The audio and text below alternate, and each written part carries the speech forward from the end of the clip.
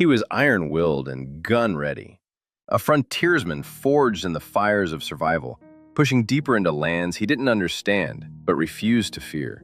They were silent shadows, born of the eastern forests, known only by the name whispered by the dying, the Death Wind. These warriors moved like smoke and struck like thunder, protectors of a land the frontiersmen called wilderness, but they called home. When their worlds collided, it wasn't a clash of men, it was a collision of legacies. This is the untold story of conquest and resistance, of one man's ambition and an entire nation's vengeance. This is the fierce frontiersmen versus the Deathwind warriors of the East. The American frontier wasn't merely a stretch of unexplored wilderness. It was a battleground of beliefs, blood, and destiny. Each hill echoed with whispers of old spirits. Towering forests, thick with mist, became both sanctuary and snare. Rivers twisted like living veins through contested ground, carrying tales of warriors, ghosts, and broken promises. Into this wild, raw world rode the frontiersman, hardened by hardship, guided only by instinct, and driven by a hunger to claim what no man truly owned. With a musket over his shoulder and grit in his eyes, he stared into a land both beautiful and brutal. But far to the east, in the heartlands shadowed by ancient trees and blood-soaked trails, another storm brewed. The Iroquois Confederacy, known to trembling settlers as the Death Wind, were not a people to be ignored or understood at a glance. Their arrows flew before their names were known. These were warriors who moved through darkness like fate itself, unseen until it was too late. As manifest destiny drove settlers westward, and as nations sought to tame the wild, these two worlds would meet with no treaty, no warning, only fire, steel, and sorrow. They were not a scattered warband nor a tribe of chance. The Iroquois were a confederacy, an alliance as strategic as it was spiritual. The Mohawk, Oneida, Onondaga, Cayuga, and Seneca, with the Tuscarora joining later, formed a living council known as the Haudenosaunee. Bound not just by kinship, but by law and ritual, they governed themselves with a sophistication that rivaled European empires. Their great law of peace inspired ideas that echoed into the U.S. Constitution itself, but where diplomacy failed, their warriors rose. Fast as thunderheads and just as merciless, they earned the name Deathwind, not simply from how they fought, but how they vanished afterward, leaving only scorched earth, missing kin, and the silence of fear. Villages disappeared. Entire forts were found empty by sunrise. Their reputation was both myth and memory, woven by enemies and survivors alike. These weren't just fighters, they were ghosts made flesh, wind given teeth. And in every skirmish, every shadowed tree line, the frontier braced for their silent approach. The frontiersman emerges. He was not born into war, but war found him. The frontiersman was neither enlisted nor entirely civilian. He lived in the liminal space between law and lawlessness, between survival and savagery. Armed with flintlocks, tomahawks, and a relentless will, he ventured deep into lands unmarked by any map. Names like Daniel Boone and Simon Kenton would fill the pages of future history. But behind those legends stood 1,000 unsung men, fur trappers, scouts, traders, and loners, each with calloused hands and wary eyes. These men carved trails where there were none, braving hunger, cold, and ambush in search of something more than land. Some sought riches, others escape. Many carried the weight of revenge. But wherever they went, they trespassed across sacred ground. In the shadow of every tree, they met resistance. The Iroquois didn't see them as pioneers. They saw them as invaders, armed, arrogant, and deaf to the laws of the forest. And so, the frontier became a chessboard stained in blood, each move risking retribution. 4. A brotherhood bound in fire. Iroquois warriors were not merely trained, they were forged. From childhood, boys learned the art of silence, the meaning of shadows, the patience of the predator. They didn't just hunt, they learned to become the wind itself. Their initiation was brutal, spiritual, and absolute. Discipline was sacred. Elders taught that the loudest warrior was the weakest, and that a single silent kill preserved the dignity of the clan far more than a boastful massacre. Before war, they painted their faces in sacred patterns, each line a prayer, each color a vow. These were not decorations, but invocations of ancestral strength. When they moved, they did so like smoke, dispersing and reappearing at will. In battle, their silence was more terrifying than any war cry. Communication was done with hand signals, glances, and intuition. War for the Iroquois was not mere violence, it was a rite, a reckoning, and any outsider who dared step beyond the Longhouse Circle became part of that ceremony, not as a guest, but as a warning. 5. Blood in the Pines. One frigid dawn in the pines, a band of frontiersmen made a fatal mistake. They camped on ground whispered about in native songs, sacred land, where even the birds flew quieter. They thought themselves safe, boasting around the fire with rifles stacked and watch posts forgotten. They had survived snowstorms, wolves, and hunger, but they had never faced warriors born of the forest itself. The Iroquois had seen them days before, trailing their tracks like ghosts in the tree line. At first light, they struck, not with gunfire, but with silence. A knife slit here, a tomahawk flashed there, and the stillness of dawn was split only by the wind. By the time the crows circled overhead. 6. Treaties written in ashes.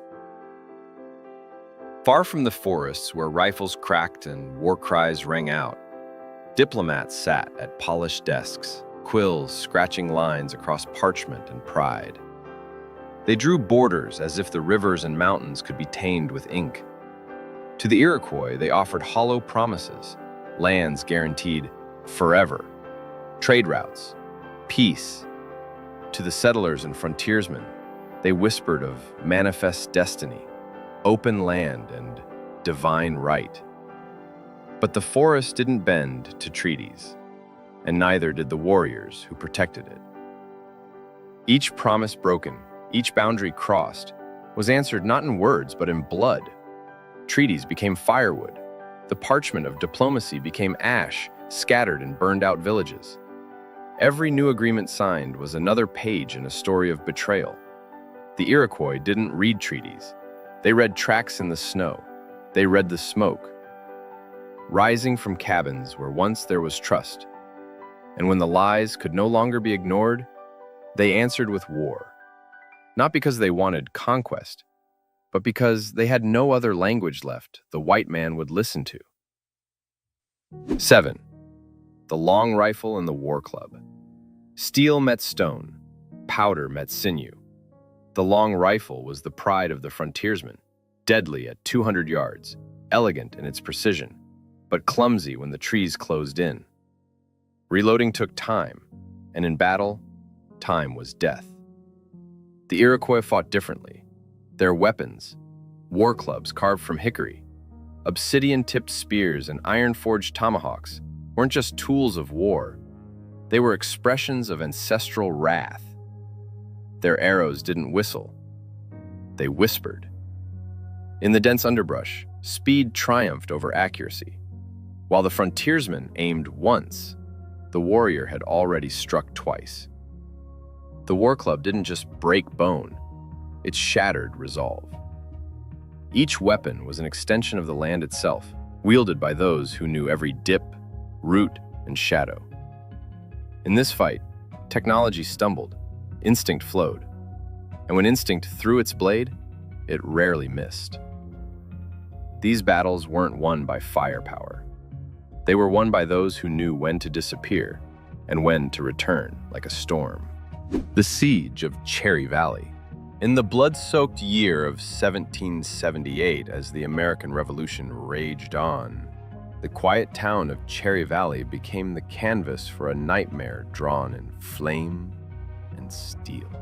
The Iroquois, allied with British loyalists and led by the formidable Mohawk war chief, Joseph Brant, descended on the unsuspecting village like a ghost wind. They came not just to battle, but to send a message. In the early hours, homes were engulfed in fire, their warmth replaced by screams. Arrows flew through the smoke, guided by hands raised in generations of war. Mothers tried to shield their children. fathers reached for rifles too late. By the time the sun touched the scorched earth, Cherry Valley was no longer a town. It was a warning written in ash. 9. The children taken. Not all war stories are written in fire. Some are whispered in lullabies under foreign stars. In the brutal conflict between the frontiersmen and the Iroquois, one chapter remained more haunting than the rest: the story of the children taken. During raids, Iroquois warriors would sometimes spare the young, not to enslave or torture, but to raise. These children, blonde-haired, blue-eyed, were brought into the longhouses, given new names, and taught to walk in silence through forests. They learned to fish in moonlit streams, to dance during sacred ceremonies, and to speak words their own mothers would no longer understand. As years passed, they forgot their past. Their identities weren't stolen, they were transformed. And when militias came years later to rescue them, many refused to leave. Some cried as they were dragged from the only family they remembered. Some ran back into the woods, and some stayed, warriors now, defenders of the very people once called their enemies. These weren't tales of simple cruelty.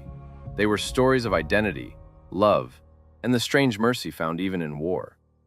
The wilderness didn't just blur the lines between enemy and kin. It erased them entirely, leaving only the heartbeat of survival echoing in every adopted soul. 10. The blood price of retaliation. Revenge is never clean. In 1779, the American frontier answered blood with fury. After years of Iroquois raids, settler militias were done mourning. They wanted eradication. General George Washington ordered Major General John Sullivan to lead a scorched earth campaign, one that would cripple the Iroquois Confederacy beyond recovery. The Sullivan expedition tore through the heart of Iroquois territory with a single command: destroy everything. They burned over 40 villages, homes, crops, granaries, temples. Entire communities were left with nothing but smoke and silence. Winter came early that year, and with no shelter of food, starvation followed. Mothers died clutching frozen children. Disease crept through makeshift camps like a second army. Warriors who once defended their homeland now watched it disappear under ash. For every cabin burned by Iroquois arrows, 100 acres burned in return. Yet, the price of vengeance was steep. Soldiers returned with haunted eyes. Some wept when no one watched. What was supposed to be a victory felt more like a curse, because even when the mission succeeded, something sacred was lost. The blood price had been paid, but the debt wasn't settled, not in history, not in memory. 11. The last stand of the Deathwind. As the sun rose on the 19th century, the Iroquois Confederacy, once a storm that shook empires, stood weathered but unbroken. Their longhouses still stood, but fewer voices filled them. Plagues introduced by foreign contact had hollowed their villages, taking elders, warriors, and children alike. Maps were redrawn without their consent. Treaties were made not to preserve peace, but to strip sovereignty. Piece by piece, the land that once echoed with war cries became fenced, farmed, and forgotten. Yet even as the Confederacy fractured, it refused to disappear. The Deathwind didn't vanish. It adapted. Where once there were war parties, now there were council fires burning with resistance.